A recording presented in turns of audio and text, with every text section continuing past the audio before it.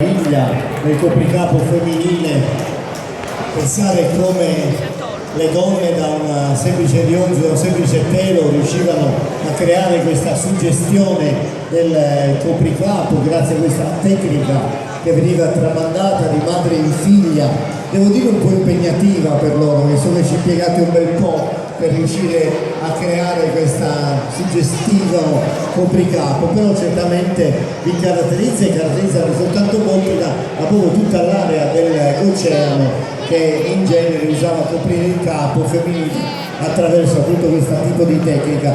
E il ballo che ci faranno è un ballo tipico di quest'area che si sviluppa, come dire, è quasi un'occasione per portare intorno al ballo la popolazione, per andargli quasi incontro, e quindi il ballo Lurrende è quello che si sviluppa tra le strade e piazze del paese. L'organetto è quello di Luca Cano e, come detto, il gruppo Gocille di Bottida, ballo Lurrende.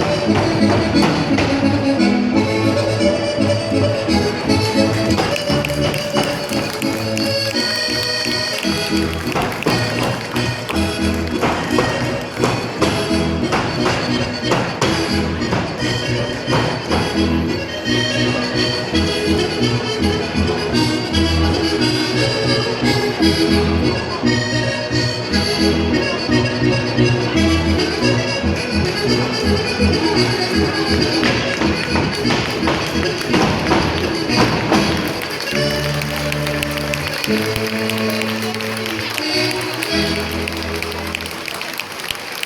eccoci qua. Allora, tutti soddisfatti, bella questa cosa, tutti sorridenti. Vogliamo consegnare, vediamo chi sceglie questa serena per dare il premio, la prima coppia così. Allora, grazie mille. Allora, per salutarci chiediamo se ci dà un po' di musica così uscite con il ballo a passo, va bene? Ok?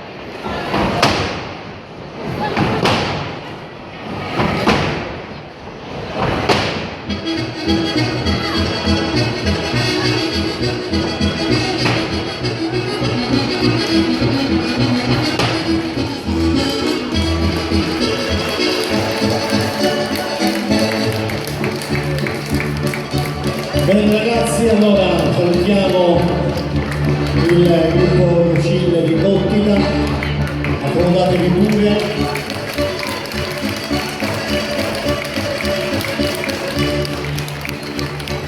Con loro salutiamo Luca accanto all'organetto.